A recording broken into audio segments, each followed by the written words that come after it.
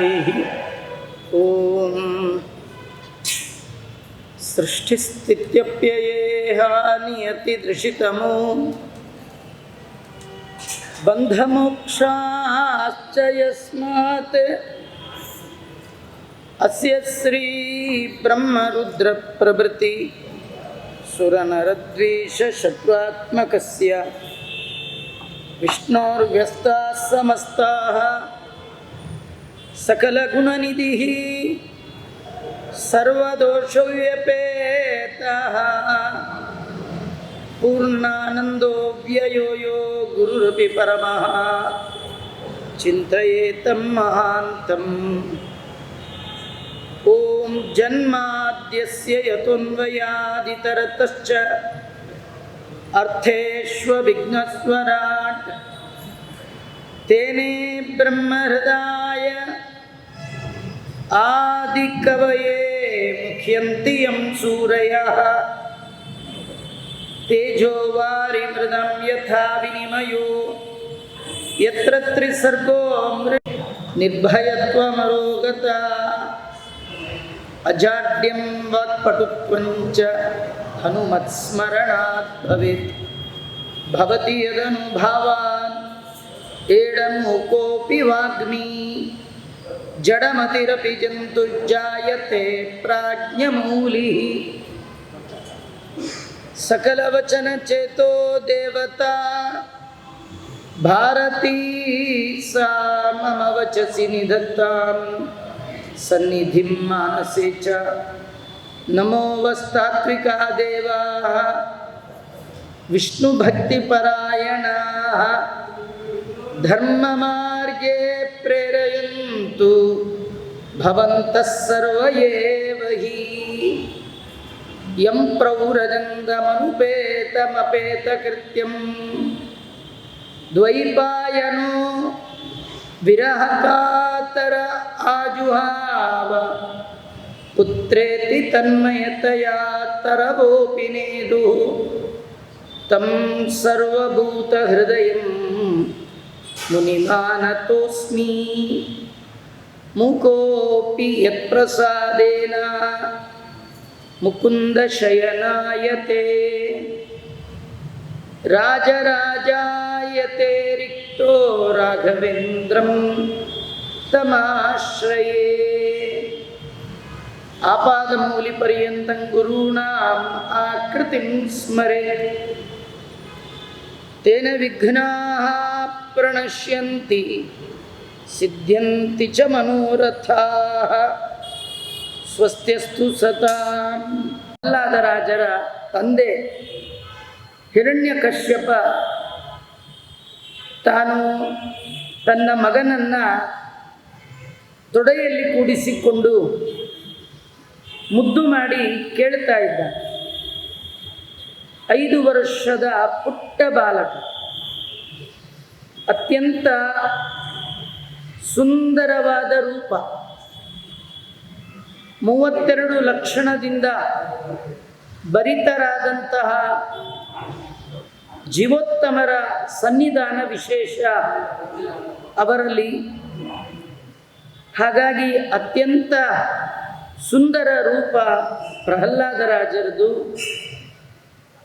ಅಂಥ ಮಗುವನ್ನು ಮುದ್ದಾಡಿ ಆಲಿಂಗನ ಮಾಡಿಕೊಂಡು ಮಗುವಿನ ತಲೆಯನ್ನು ಆಘ್ರಾಣಿಸಿ ಕೇಳ್ತಾ ಇದ್ದಾನೆ, ನೀನು ಅನೇಕ ದಿನಗಳಿಂದ ಗುರುಕುಲದಲ್ಲಿ ವಾಸ ಮಾಡ್ತಾ ಇದ್ದೀಯ.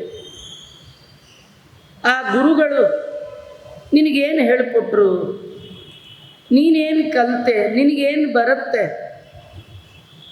ಅದರಲ್ಲಿ ಯಾವುದು ಚೆನ್ನಾಗಿ ಬರುತ್ತೋ ಅಂಥದ್ದನ್ನು ಹೇಳು ಅಂತ ಮಗನಿಗೆ ತಂದೆ ಹಿರಣ್ಯಕಶ್ಯಪ ಕೇಳ್ತಾ ಇದ್ದ. ನೋಡಿ, ಪ್ರಹ್ಲಾದರಾಜರ ಮೊದಲ ಉಪದೇಶ ಸಂದೇಶ ಅದು ಹೊರಗಿನವ್ರಿಗಲ್ಲ, ತಂದೆಗೆ ಹೇಳ್ತಾ ಇದ್ದ. ನಾವು ಉಪದೇಶೇ ಪರಬೋಧನೆ ಅಂತ ಎಲ್ಲ ಉಪದೇಶ ಉಪನ್ಯಾಸ, ಪಾಠ, ಪ್ರವಚನ ಎಲ್ಲ ಮನೆಯ ಹೊರಗಿನವರಿಗೆ ಇಟ್ಕೊಳ್ತೀವಿ, ಮನೆಯಲ್ಲಿ ಏನಿಲ್ಲ. ಆದರೆ ಮೊದಲು ಮನೆ, ಆಮೇಲೆ ಹೊರಗೆ. ಶುದ್ಧ ಮಾಡಬೇಕಾದ್ದು ಮನೆಯ ಒಳಗೆ ಮೊದಲು. ಪಾತ್ರೆ ತೊಳೆಯುವಾಗ 2 ಶುದ್ಧಿ, ಒಳಗೂ ಶುದ್ಧವಾಗಬೇಕು, ಹೊರಗೂ ಶುದ್ಧವಾಗಬೇಕು. ಒಳಗೆ ಶುದ್ಧ ಆಗದೆ ಕೇವಲ ಪಾತ್ರೆಯನ್ನು ಹೊರಗೆ ಶುದ್ಧ ಮಾಡಿದರೆ ಹೇಗೆ ಅದು ಪ್ರಯೋಜನ ಇಲ್ಲ. ನಾವು ನಮ್ಮ ಧರ್ಮ ಮತ್ತು ಕರ್ಮಗಳಿಂದ ನಮ್ಮ ಒಳ ಹೊರ ಬಗೆಯನ್ನು ಪವಿತ್ರೀಕರಿಸಿಕೊಳ್ಳಬೇಕು. ಆ ನಿಟ್ಟಿನಲ್ಲಿ ಪ್ರಹ್ಲಾದರಾಜರು ಮೊದಲಿಗೆ ತಂದೆಯನ್ನು ಕುರಿತು ಹೇಳ್ತಾ ಇದ್ದಾರೆ, ತತ್ಸಾಧು ಮನ್ಯೆ. ನಾನು ಚೆನ್ನಾಗಿ ತಿಳಿದದ್ದು ಅಂದರೆ ಈ ವಿಷಯ ಅಂತ ಹೇಳ್ತಾ ಇದ್ದಾರೆ. ಅಂದರೆ ಜೀವನದಲ್ಲಿ ಎಲ್ಲರೂ ತಿಳ್ಕೊಳ್ಬೇಕಾದ್ದು ಬಹುಮುಖ್ಯವಾದದ್ದು. ಯಾರಿಗೆ ಹುಟ್ಟು ಸಾವು ಸಾಕಾಗಿದೆ, ಈ ಸಂಸಾರದ ಗೋಳು ಬೇಡ ಆಗಿದೆ, ದುಃಖ ದುಮ್ಮಾನಗಳಿಂದ ದೂರ ಆಗಬೇಕು ಅಂತ ಯಾರಿಗೆ ಆಸೆ ಇದೆ, ನಿತ್ಯ ನಿರತಿಶಯವಾದ ಆನಂದದ ಲೋಕ, ಆ ಭಗವಂತನ ಅರಮನೆಯನ್ನು ಸೇರುವ ಬಯಕೆ ಯಾರಿಗಿದೆ, ಅವರೆಲ್ಲ ಜೀವನದಲ್ಲಿ ತಿಳಿಬೇಕಾದ ವಿಷಯ ಇದು. ಸಾಮಾನ್ಯವಾಗಿ ದೇಹಿನ ದೇಹ ಧಾರಣೆ ಮಾಡಿದ ಎಲ್ಲ ಜೀವರು ಅಸತ್ಗ್ರಹಾತ್. ಅಸತ್ಗ್ರಹಾತ್ ಅಂದರೆ ತಪ್ಪು ತಿಳುವಳಿಕೆ, ದೇವರ ಬಗ್ಗೆ ಯಥಾರ್ಥವಾದ ಜ್ಞಾನ ಇಲ್ಲ. ಯಾವುದು ಜೀವನದಲ್ಲಿ ತಿಳಿಬೇಕು, ಯಾವುದು ನಮ್ಮ ಹಿಂದೆ ಬರುವಂಥದ್ದು, ಇದಕ್ಕೆ ಸಾರ ಅಂತ ಹೇಳ್ತಾರೆ. ಸಾರವಾದದ್ದು ಯಾವುದು, ಅಸಾರವಾದದ್ದು ಯಾವುದು. ನೋಡಿ, ಪುಟ್ಟ ಮಕ್ಕಳ ಕೈಯಲ್ಲಿ ನೀವೊಂದು ಬಾಳೆಹಣ್ಣು ಕೊಟ್ಟು ನೋಡಿ, ಅವು ಹಣ್ಣು ಬಿಸಾಕಿ ಸಿಪ್ಪೆ ಕೂಡ ತಿನ್ಲಿಕ್ಕೆ ಶುರು ಮಾಡುತ್ತೆ. ಯಾಕೆ? ಮಗುವಿಗೆ ಗೊತ್ತಿಲ್ಲ ಇಲ್ಲಿ ತಿನ್ನಬೇಕಾದ ಐಟಮ್ ಯಾವುದು, ಬಿಸಾಕಬೇಕಾದ ಯಾವುದು, ಇದು ಗೊತ್ತಿಲ್ಲ. ನಾವು ಅಷ್ಟೇ, ಹೆಸರಿಗಷ್ಟೇ ದೊಡ್ಡವರಾಗಿದ್ದೇವೆ. ನಮಗೆ ಮಕ್ಕಳಿದ್ದಾರೆ, ಮನೆ ಇದೆ, ಬೇಕಾದಷ್ಟು ಓದ್ಕೊಂಡಿದ್ದೇವೆ. ನಮ್ಮಷ್ಟು ಬುದ್ಧಿವಂತರು ಯಾರಿಲ್ಲ, ನಮ್ಮಷ್ಟು ಅಡ್ವಾನ್ಸ್ ಟೆಕ್ನಾಲಜಿ ಅವರು ಯಾರಿಲ್ಲ ಅಂತ ಒಂದು ಜಂಬ. ಆದರೆ ನಿಜವಾಗಿಯೂ ನಮಗೆ ಮಗುವಿದ್ದಂತೆ ಸಾರ ಅಸಾರ ಗೊತ್ತಿಲ್ಲ. ನಮ್ಮ ಹಿಂದೆ ಯಾವುದು ಬರುತ್ತೋ ಅದನ್ನು ಜೀವನದಲ್ಲಿ ಸಂಪಾದನೆ ಮಾಡಬೇಕು ಅನ್ನುವ ಸದ್ಬುದ್ಧಿ ಇಲ್ಲ.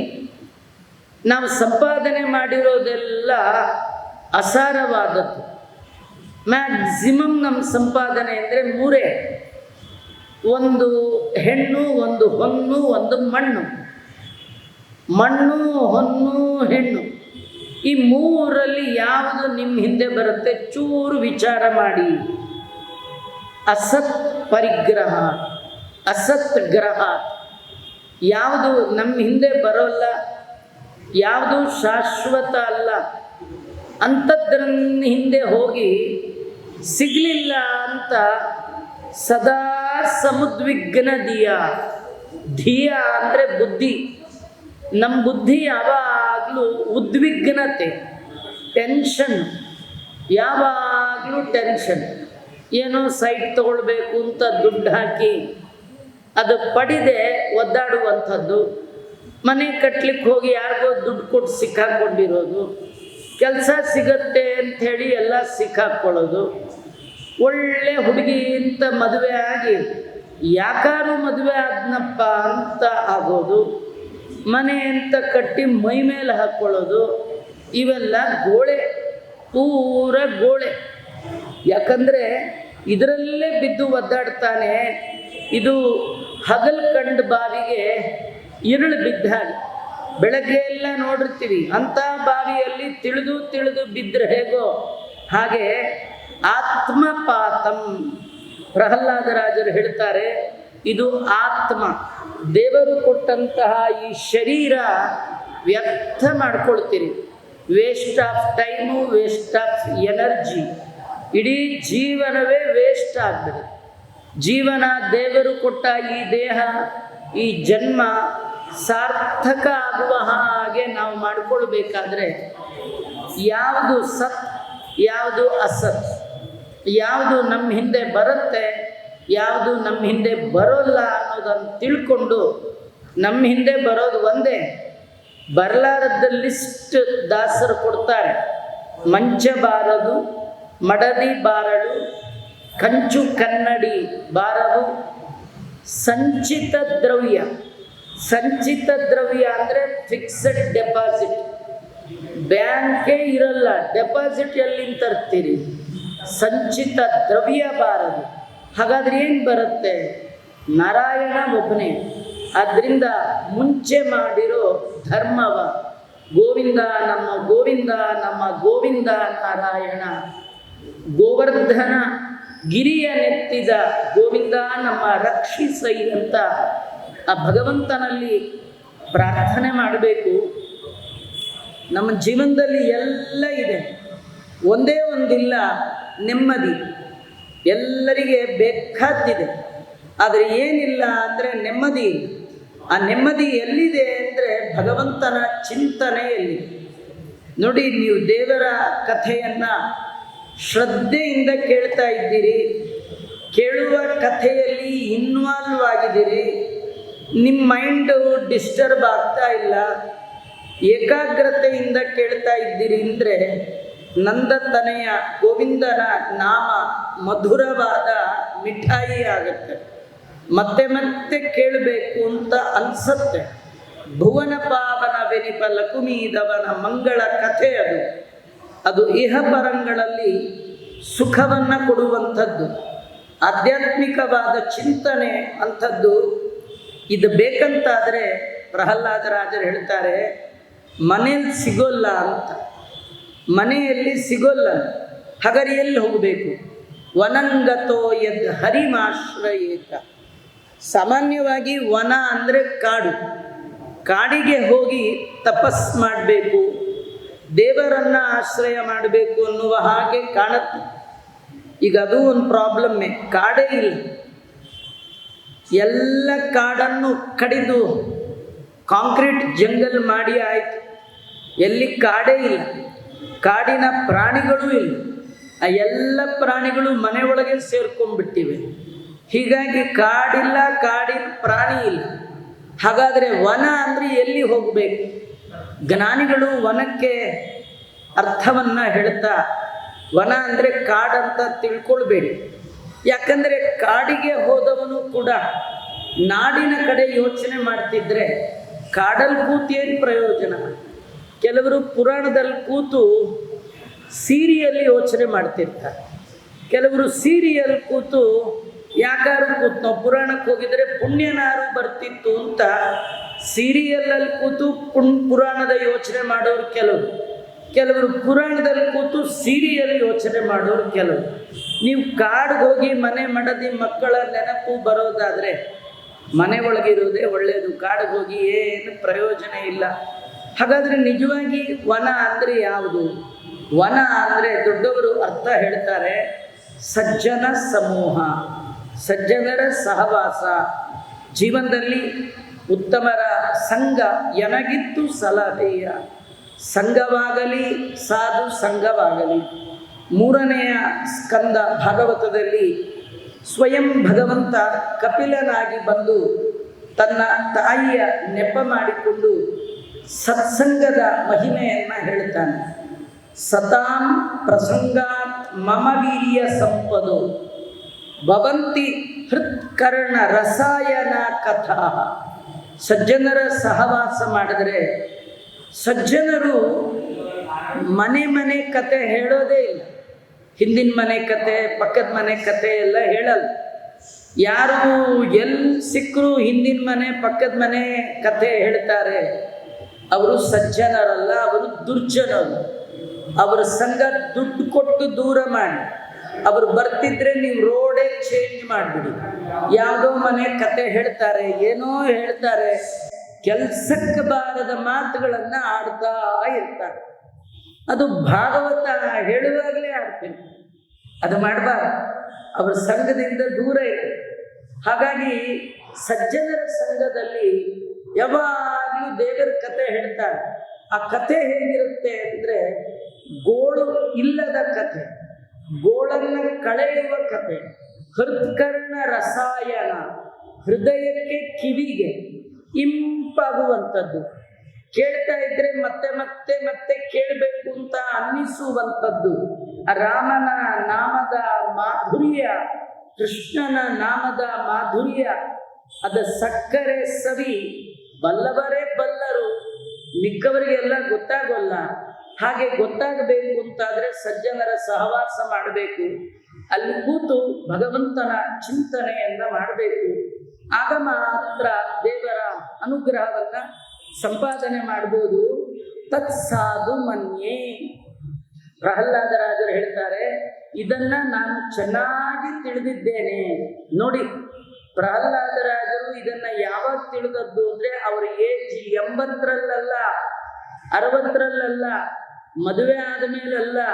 ಮತ್ತೆ ಯಾವಾಗ ಅಂದರೆ ಪಂಚಾಯನ ಮಾತ್ರತಃ 5 ವಯಸ್ಸಿನಲ್ಲಿರುವಾಗ ಈ ಬಗೆಯ ವೈರಾಗ್ಯ, ಭಗವಂತನಲ್ಲಿ ಭಕ್ತಿ, ಸಂಸಾರದಲ್ಲಿ ವೈರಾಗ್ಯ, ಭಗವಂತನನ್ನು ಬಿಟ್ಟು ಉಳಿದೆಲ್ಲ ಪದಾರ್ಥಗಳಲ್ಲಿ ಡಿಟ್ಯಾಚ್ಮೆಂಟ್, ದೇವರಲ್ಲಿ ಭಾರಿ ಅಟ್ಯಾಚ್ಮೆಂಟ್.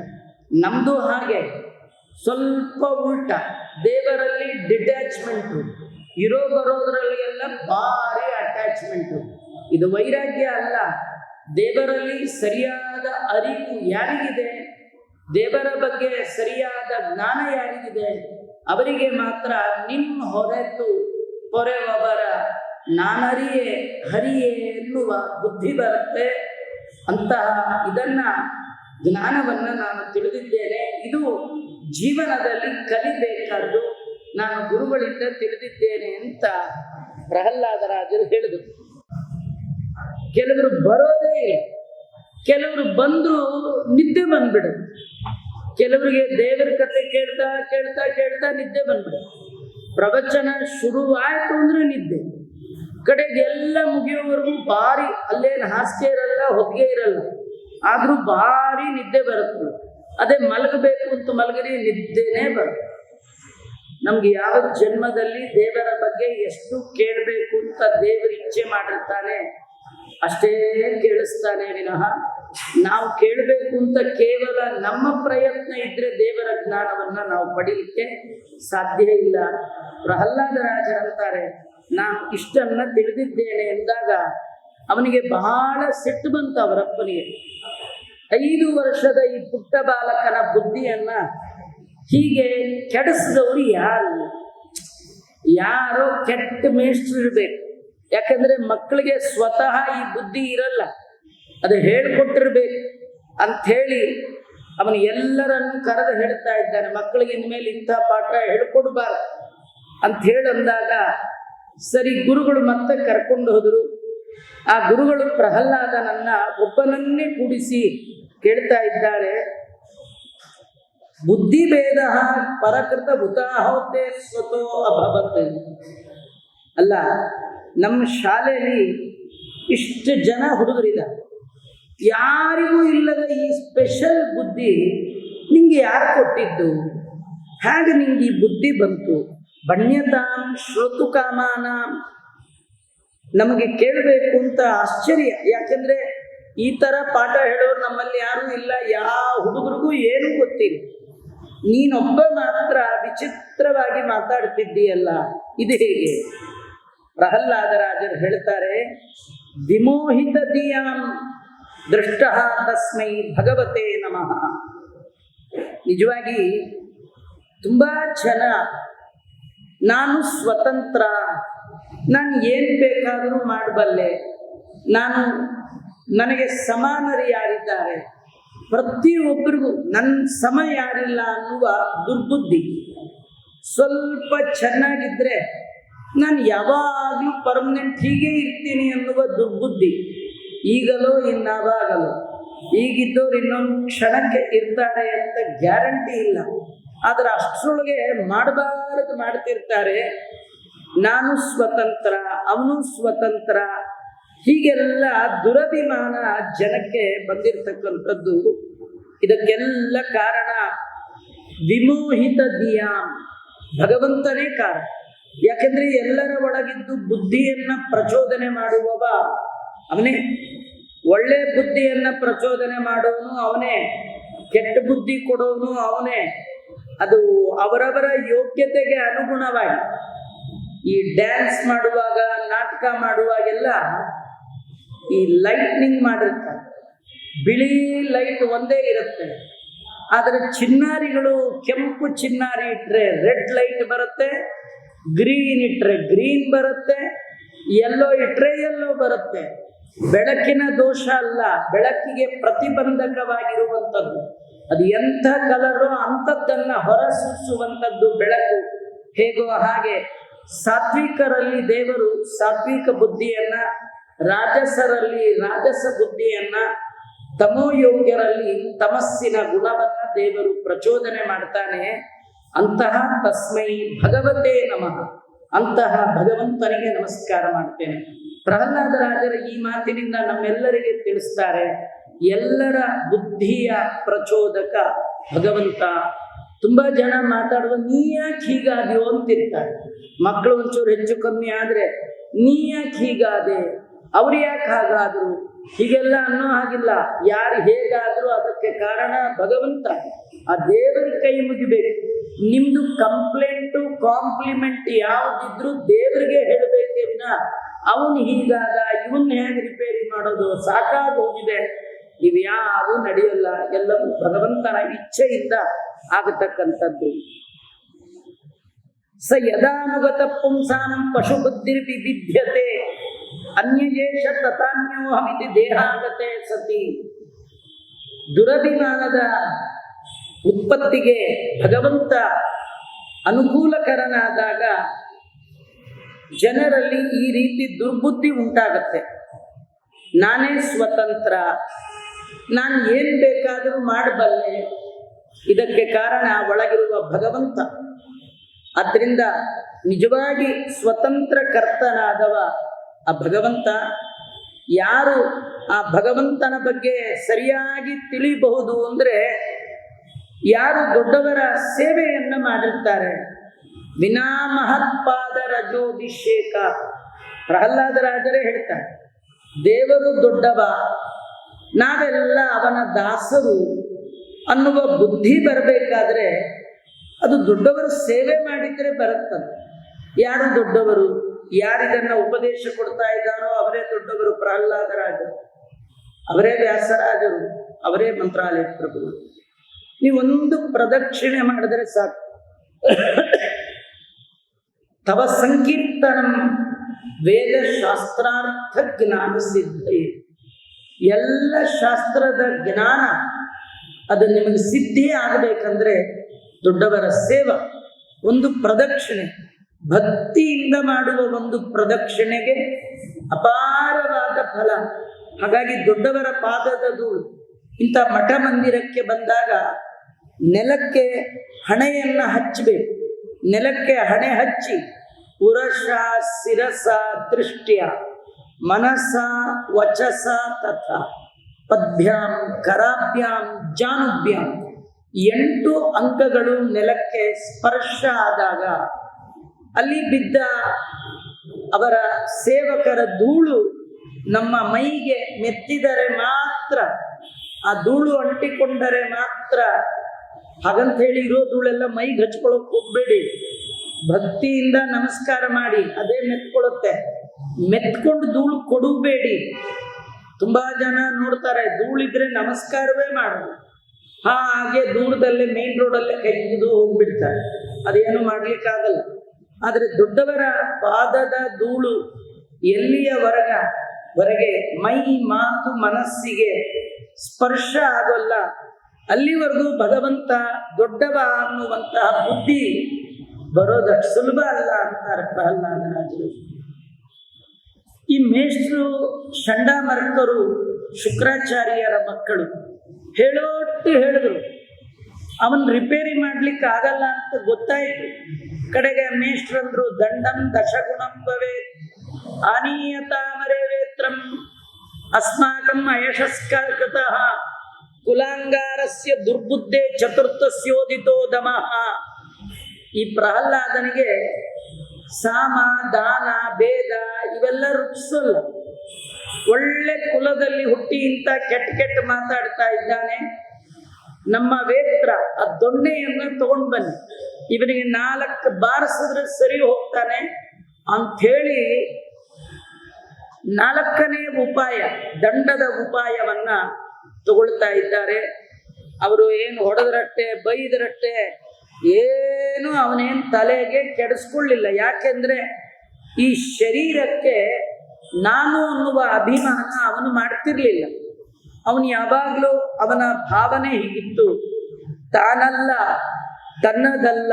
ಯಾವುದು ಈ ಶರೀರ ತಾನಲ್ಲ ತನ್ನದಲ್ಲ, ಆಸೆ ತರವಲ್ಲ, ಹಿಂದೆ ಬಾಹೋದಲ್ಲ, ದಾಸನಾಗೋ ವಿಶೇಷಣ. ನಮ್ಗೆ ಯಾರಾದರೂ ಬೈದ್ರೆ ನಮ್ಮನ್ನೇ ಬೈದ್ರು ಅಂತ ಅನ್ಕೊಳ್ತೇವೆ, ಅದು ದುರಾಗ್ರಹ. ನಮ್ಮನ್ನು ಬೈದದ್ದು ಅಂತ ನಾವು ಅನ್ಕೊಳ್ಬಾರ್ದು. ಭಗವಂತ ನಾವು ಹಿಂದೆ ಯಾವ ಜನ್ಮದಲ್ಲಿ ಅವ್ರಿಗೇನು ಅಂದಿರ್ತೀವೋ ಅದನ್ನು ಈ ಜನ್ಮದಲ್ಲಿ ನಿಂತು ಅವರಲ್ಲಿ ನಮಗೆ ಬಯಸ್ತಾನೆ. ಆದದ್ದೆಲ್ಲ ಒಳಿತೇ ಆಯಿತು. ಬೈರೋ ಬೈರೋ ಚೆನ್ನಾಗಿ ಬೈರೋ ಅಂತ ದಾಸರ. ನೀವು ಎಷ್ಟು ಬೈತೀರಿ, ಪಾತ್ರೆಗೆ ಎಷ್ಟು ಚೆನ್ನಾಗಿ ತಿಕ್ತೀರಿ ಅಷ್ಟು ಹೊಳದು ಬರುತ್ತೆ. ಬೈದಷ್ಟು ಬೈದಷ್ಟು ಬೈದಷ್ಟು ನಮ್ಮನ್ನು ಕ್ಲೀನ್ ಮಾಡ್ತಾರೆ. ಹಾಗಾಗಿ ಬೈಯೋರಿಂದ ದೂರ ಆಗ್ಬೇಡಿ. ನಮ್ಗೆ ಯಾವಾಗಲೂ ಅಷ್ಟೇ, ಹೊಗಳೋರನ್ನ ಹತ್ರ ಇಟ್ಕೊಳ್ತೀವಿ, ಬೈಯೋರನ್ನ ದೂರ ಇಡ್ತೀವಿ. ಅದು ಮಾಡಬಾರ್ದು. ಬೈಯೋರು ನಮ್ಮನ್ನು ಕರೆಕ್ಷನ್ ಮಾಡಿ ಮಾಡಿ ತಿಕ್ಕಿ ತಿಕ್ಕಿ ನಮ್ಮನ್ನ ಪರ್ಫೆಕ್ಟ್ ಮಾಡಿ ಬಿಟ್ಬಿಡ್ತಾರೆ.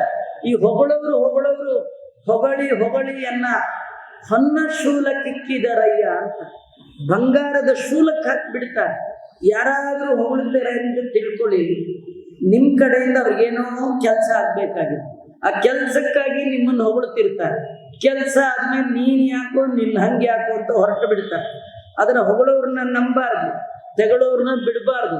ಹೊಗಳಲಿಕ್ಕೆ ತಗೊಳ್ಳಿಕ್ಕೆ ನಮ್ಮ ಜನ್ಮಾಂತರದ ಪ್ರಾರಬ್ಧ ಕಾರಣ ಅಂತ ಅನ್ಬೇಕು. ಪ್ರಹ್ಲಾದ ರಾಜ ಹೀಗೆ ತಿಳಿದ ಮಹಾನುಭಾವ. ಇಂಥವನು ಮತ್ತೆ 6 ತಿಂಗಳು ಶಾಲೆಗೆ ಕಳೆದ. ಮೊದಲು ಅಪ್ಪ ಕರೆದ, ಅದು ಮಿಡ್ ಟರ್ಮ್ ಎಕ್ಸಾಮ್ ಇದ್ದ ಹಾಗೆ. 6 ತಿಂಗಳಾಯ್ತು, ಮತ್ತೊಮ್ಮೆ ಕರೆದ. ಇದೊಂದು ಫೈನಲ್ ಎಕ್ಸಾಮ್ ಇದ್ದ ಹಾಗೆ. ಆ ಮಗು ಬರುವಾಗಲೇ ಕೈ ಮುಕ್ಕೊಂಡು ಬಂತ್ರಿ. ಯಾವಾಗ ತಂದೆ ನೋಡಿದ್ರು ಪ್ರಹ್ಲಾದ ಕೈ ಮುಕ್ಕೊಂಡು ಬರೋನಂತೆ. ತಂದೆ ಹತ್ತಿರ ಬಂದ ತಕ್ಷಣ 2 ಕಾಲುಗಳನ್ನ ಗಟ್ಟಿಯಾಗಿ ಹಿಡಿದು ತನ್ನ ತಲೆಯನ್ನ ತಂದೆಯ ಪಾದಕ್ಕಿಟ್ಟು ನಮಸ್ಕಾರ ಮಾಡ್ತೀವಿ. ನಾವು ಬಾ ಅಂದ್ರೆ ಬರಲ್ಲ, ಕೂಗಿದ್ರೆ ಬರಲ್ಲ, ಕಿರ್ಚಿದ್ರೆ ಬರಲ್ಲ, ಅಂತ ಮಕ್ಕಳನ್ನೇ ಕೆಟ್ಟದಾಗಿ ಮುದ್ದು ಮಾಡ್ತಿರ್ತೀವಿ. ಕೈ ಮುಕ್ಕೊಂಡು ಬರೋ ಮಗುನ್ ನೋಡಿದ್ರೆ ಯಾವಪ್ಪ ಬಿಡ್ತಾನ್ರಿ? ನಮಸ್ಕಾರ ಮಾಡಿದ 5 ವರ್ಷದ ಪುಟ್ಟ ಸುಂದರ ಕಂದಮ್ಮ ಮುದ್ದು ಮುಖದ ಆ ಪ್ರಹ್ಲಾದ ರಾಜರನ್ನ 2 ಕೈಗಳಿಂದ ಎತ್ಕೊಂಡು ಬಿಟ್ಟಿದ್ದಾನೆ. ತೊಡೆ ಮೇಲೆ ಕೂಡಿಸ್ಕೊಂಡಿದ್ದಾನೆ. ಎಷ್ಟು ಆಲಿಂಗನ ಮಾಡಿಕೊಂಡ್ರು ಅವನಿಗೆ ಆನಂದ ಆನಂದ ಆನಂದ. ನಮಗೆ ಪ್ರಹ್ಲಾದ ರಾಜರನ್ನು ನೋಡಿದ್ರೆ ಆನಂದ ಆಗುತ್ತಲ್ಲ, ಇಂಥ ಪ್ರಹ್ಲಾದ ರಾಜರನ್ನ ಗಟ್ಟಿಯಾಗಿ ಆಲಿಂಗನ ಮಾಡಿಕೊಂಡಾಗ ಎಂಥ ಆನಂದವನ್ನ ಹಿರಣ್ಯಕಶ್ಯಪ ಪಡೆದಿರ್ಬೇಡ. ಬಹಳ ಆನಂದ ಆಗ್ತಿತ್ತು ಅವನಿಗೆ. ಆ ಮಗುನ್ ನೋಡಿದ್ರೆ ಆನಂದ ಆಗೋದು. ಆಗ್ತಾ ಇದ್ದಾನೆ. ಪ್ರಹ್ಲಾದ, ನೀನು ಹೋದ್ಸತಿ ಬಂದಾಗ ನೀನು ಸರಿಯಾಗೇ ಇದ್ದೆ. ನಾನು ಪ್ರಶ್ನೆ ಕೇಳಿದ್ದೆ ತಪ್ಪು. ನಾ ಏನ್ ಕೇಳಿದೆ? ನಿಂಗೇನ್ ಬರುತ್ತೋ ಹೇಳು ಅಂದೆ. ಅದೇ ನಾ ಮಾಡಿದ ತಪ್ಪು. ನಿಂಗೆ ಬರೋದೆಲ್ಲ ಹೇಳಬೇಡ. ಕೆಲವು ಸ್ತುತಿ ವಾಯುಸ್ತುತಿ ಹೇಳ್ರಿ ಅಂತಂದ್ರೆ ಅವ್ರಿಗೇನ್ ಬರುತ್ತೋ ಅದೆಲ್ಲ ಸೇರಿಸ್ಕೊಂಡ್ಬಿಡ್ತಾರೆ. ನಾವು ಅವ್ರಿಗೆ ಹೇಳ್ಬೇಕು. ತ್ರಿವಿಕ್ರಮ ಪಂಡಿತಾಚಾರ್ಯರು ಮಾಡಿದ್ದು ಹೇಳಿ, ನೀವು ಮಾಡಿದ್ದೆಲ್ಲ ಹೇಳಕೋಬೇಡಿ ಅಂತ. ಕೆಲವರು ಹಾಡು ಹೇಳ್ತೀನಿ ಅಂತ ಪುರಂದರದಾಸರದ್ದು ಹೇಳೋದೇ ಇಲ್ಲ, ಅವ್ರವ್ರು ಮಾಡ್ಕೊಂಡಿದ್ದೆ ಹೇಳ್ಕೊಡ್ತೀವಿ. ಯಾರು ಕೇಳ್ಬೇಕ್ರಿ? ನಿಮ್ಮ ಮಾತಿಗೆ ನಿಮ್ಮ ಮನೇಲೇ ಬೆಲೆ ಇರಲ್ಲ. ದೇವಲೋಕದಲ್ಲಿ ಭಗವಂತನ ಮುಂದೆ ನಿಮ್ಮ ಮಾತಿಗೆ ಯಾರು ಬೆಲೆ ಕೊಡ್ತಾರೆ? ಭಕ್ತಿಯಿಂದ ಆಡುವ ಮಾತಿಗಿರುವ ಬೆಲೆ ಭಕ್ತರಲ್ಲದವರ ಮಾತಿಗೆ ಬೆಲೆ ಇರೋಲ್ಲ. ಸರ್ಕಾರದಿಂದ ಮುದ್ರಿತವಾದ ದುಡ್ಡಿಗೆ ಮಾತ್ರ ಬೆಲೆ. ಅದಕ್ಕಿಂತೂ ನಾನೇ ಚೆನ್ನಾಗಿ ಪ್ರಿಂಟ್ ಮಾಡ್ತೀನಿ ಅಂದ್ರೆ ಒಳಗಾಗ್ತಾರೆಯೇ ವಿನಃ ನಿಮ್ದು ಎಂದು ಕರೆನ್ಸಿ ನಡೆಯಲ್ಲ. ಹಾಗೆ ಭಕ್ತಿ ಎನ್ನುವ ಮುದ್ರೆ ಇರಬೇಕದ್ರಲ್ಲಿ. ಭಗವಂತ ಸ್ವೀಕಾರ ಮಾಡ್ತಾನೆ. ಪ್ರಾಕೃತ ಭಾಷೆಯಲ್ಲಿ ನೀ ಕೃತಿ ಪೇಳಿ ಅಪ್ರಾಕೃತ ಹರಿಯಿಂದ ಸ್ವೀಕೃತನಾದೆ ದಾಸರಾಯ ಪುರಂದರ ದಾಸರಾಯ ಅಂತ. ಹಾಗಾಗಿ ದೊಡ್ಡವರು, ಅದರಿಂದ ನೀನೇನೋ ಹೇಳಬೇಡ, ನಿನ್ನ ಗುರುಗಳು ನಿನಗೇನು ಪಾಠ ಹೇಳ್ಕೊಟ್ಟಿದ್ದಾರೆ ಅದನ್ನು ಹೇಳು ಅಂತ. ಈ ಹಿರಣ್ಯಕಶ್ಯಪದು ಏನು ಐಡಿಯಾ ಅಂದ್ರೆ, ಆ ಗುರುಗಳಿಗೆ ಸ್ಟಡಿ ಮೆಟೀರಿಯಲ್ ಸಪ್ಲೈ ಮಾಡಿರೋದೇ ನಾನು.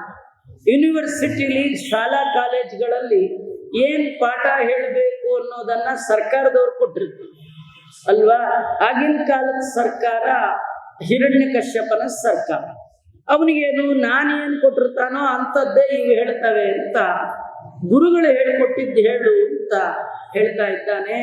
ಪ್ರಹ್ಲಾದರಾಜರಿಗೆ ಭಾರಿ ಆನಂದ ಆಯ್ತು.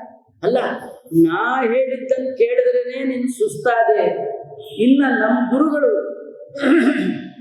ಹಿರಣ್ಯಕಶ್ಯಪ ಅನ್ಕೊಂಡ ಗುರುಗಳು ಅಂದ್ರೆ ಚಂಡಾಮರ್ಕರು ಅಂತ.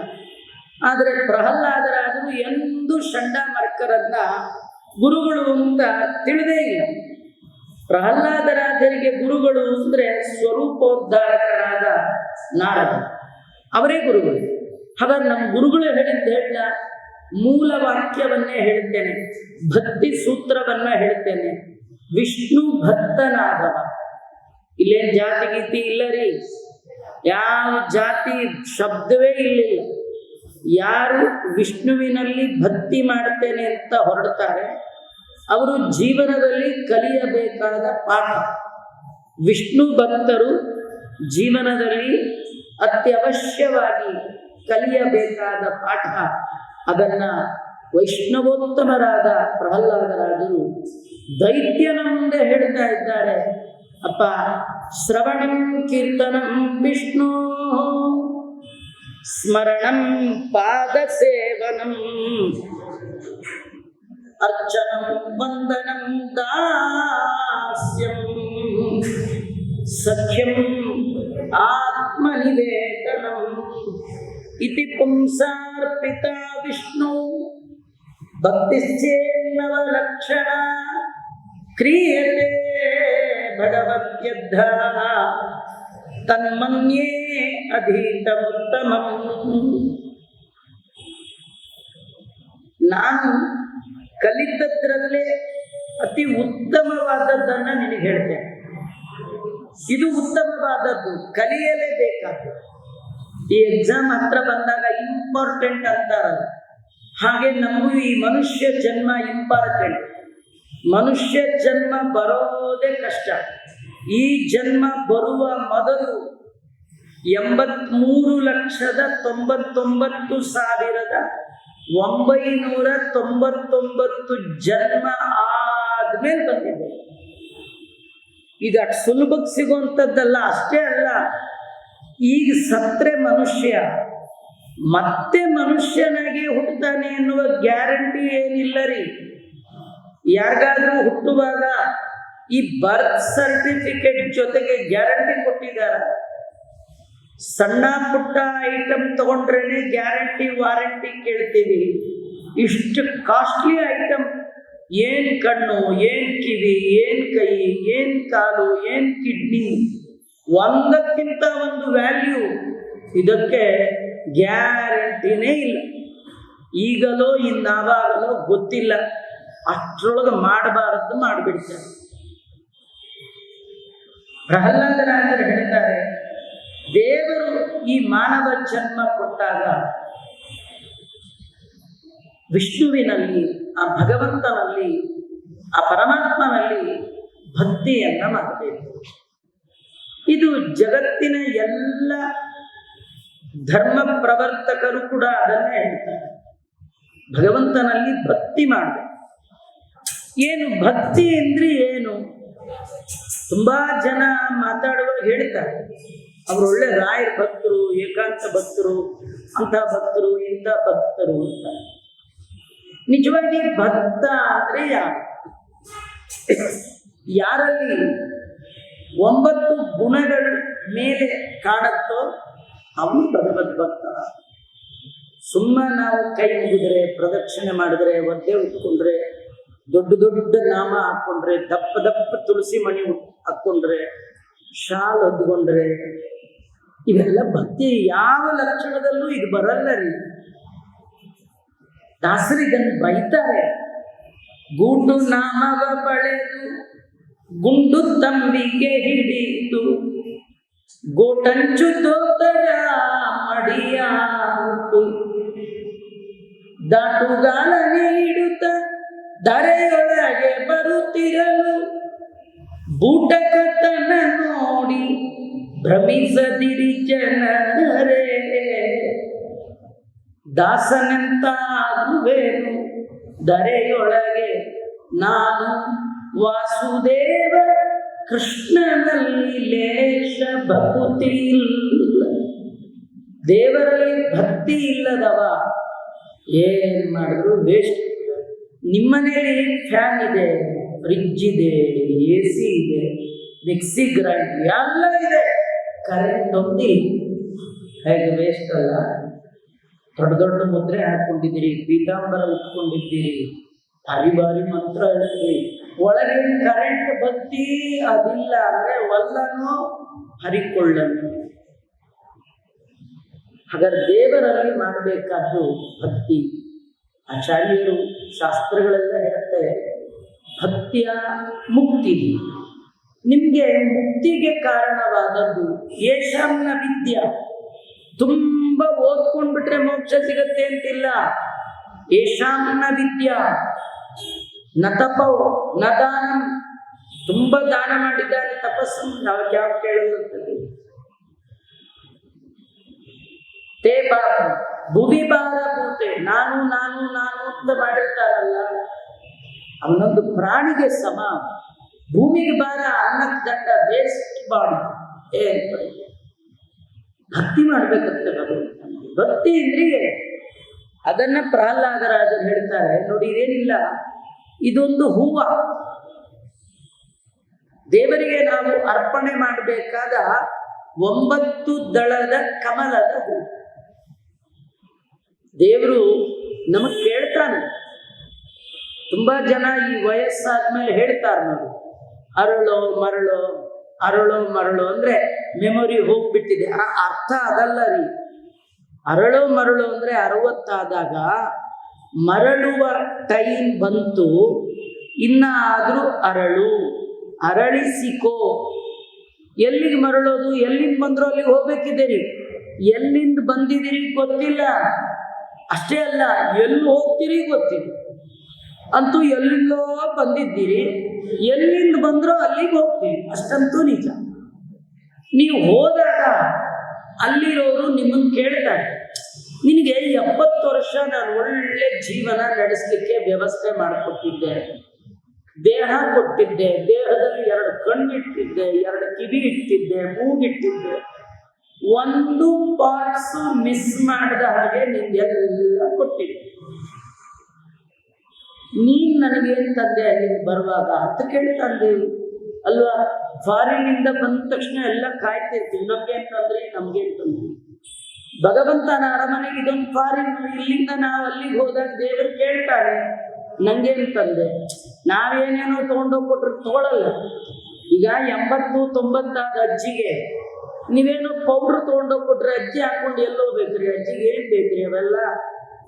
ದೇವ್ರಿಗೆ ಏನೇನೋ ಕೊಟ್ರೆ ತಗೊಳ್ಳಲ್ಲ. ದೇವ್ರಿಗೆ ಏನ್ ಬೇಕು ಕೇಳ್ಬೇಕು, ದೇವ್ರಿಗೆ ಇಷ್ಟವಾದ್ದು ಕೊಡ್ಬೇಕಲ್ಲ. ದೇವ್ರಿಗೆ ತುಂಬಾ ಇಷ್ಟ ಯಾವ್ದು ಗೊತ್ತಾ? ಹೂವ. ಆ ಹೂವಿನಲ್ಲೂ ಇಷ್ಟ ಯಾವ್ದು ಗೊತ್ತಾ? ಕಮಲ.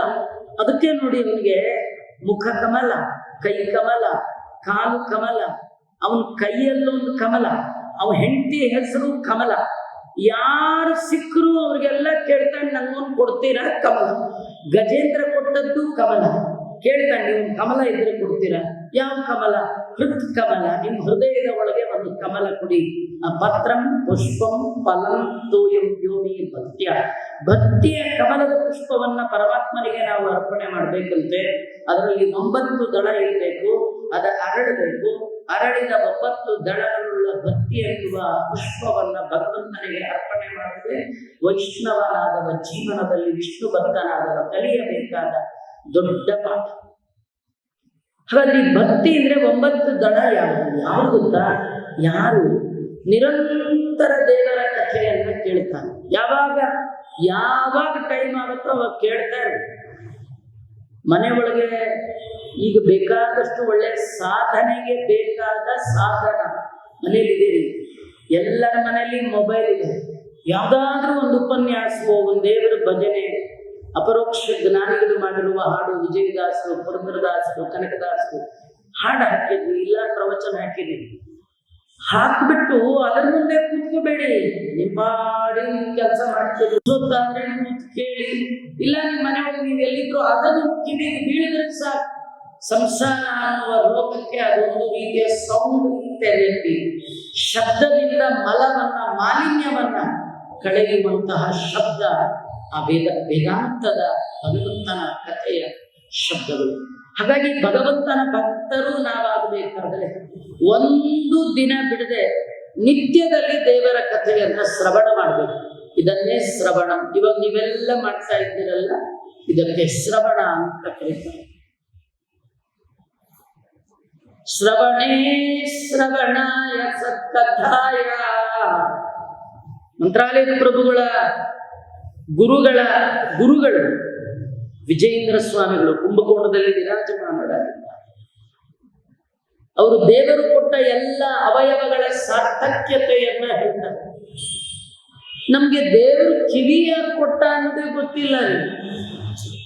ನಾವು ಕಿವಿ ಕೊಟ್ಟಿದ್ರಿಂದ ಅದೇನೋ ಹಾಕೊಂಡು ಊರೆಲ್ಲ ತಿರುಗ್ತೀವಿ.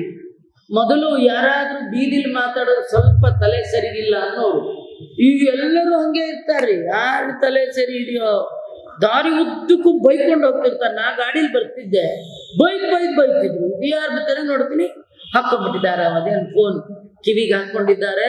ಯಾರ್ದೋ ಜೊತೆ ಜಗಳ, ಅವ್ರಿಗೂ ಗಾಡಿಲಿ ಬರುವಾಗ್ಲೂ ನೆಮ್ಮದಿ ಇಲ್ಲ. ಅಂತಹ ವ್ಯವಸ್ಥೆ ರೀ. ಕಿವಿ ಕೊಟ್ಟದ್ದು ಈ ಫೋನ್ ಹಾಕೊಳ್ಳಿಕ್ಕೆ ಅಲ್ಲರಿ. ಶ್ರವಣೇ ಶ್ರವಣಾಯ ಸತ್ಕಥಾಯ. ದೇವರ ಕಥೆ ಕೇಳಲಿ ಅಂತ ನೋಡಿ. ಜೀವನದಲ್ಲಿ ನೀವು ಏನ್ ಕಳ್ಕೊಂಡ್ರು ಕಳ್ಕೊಂಡಂಗಲ್ಲ. ಕಿವಿ ಕಳ್ಕೊಂಡ್ಬಿಟ್ರೆ ಮುಗ್ದಾಗಿ. ಕೆಲವರು ಮಾತಾಡುವಾಗ ಹೇಳ್ತಾರೆ, ನಾವು ಹುಡುಗ ಬಂಗಾರ, ಹಿತ್ತಾಳೆ ಕಿವಿ ಅಂತ. ಕಿವಿ ಏನಾಗಬಾರ್ದು, ಹಿತ್ತಾಳೆದಾಗಬಾರ್ದು, ಬಂಗಾರದ್ದಾಗಬೇಕು. ಬಂಗಾರದ್ದು ಅಂದ್ರೆ ಅದಕ್ಕೊಂದು ಕವಚ. ಸುವರ್ಣ, ವರ್ಣ ಅಂದ್ರೆ ಅಕ್ಷರ, ಒಳ್ಳೊಳ್ಳೆ ಅಕ್ಷರಗಳು, ಒಳ್ಳೊಳ್ಳೆ ಭಗವಂತನ ಕಥೆಯನ್ನ ಕೇಳುವ ಕಿವಿಗೆ ಸುವರ್ಣ ಕಿವಿ ಅಂತ ಕರೀತಾರೆ. ನಮ್ಮ ಕಿವಿಗಳನ್ನ ನಾವು ಸುವರ್ಣ ಮಾಡ್ಕೊಳ್ಬೇಕು. ಕಿವಿಗೆ ಸುವರ್ಣ ಹಾಕೊಳ್ಳೋದೆ ಮೇಲ್ ಹಾಕೊಂಡ್ರೆ ಪ್ರಯೋಜನ ಇಲ್ಲಪ್ಪ, ಒಳಗೆ ಹಾಕು ಅಂತ ತಿಳಿಸ್ಲಿಕ್ಕೆ. ಇದು ಯಶಸ್ಸಿಗೆ ಕಾರಣವಾದದ್ದು ಕುಂಡಲ. ಒಳಗೆ ಬೀಳುವ ಸುವರ್ಣಗಳು ಜೀವನದ ಯಶಸ್ಸಿಗೆ ಕಾರಣ ಆಗುತ್ತೆ.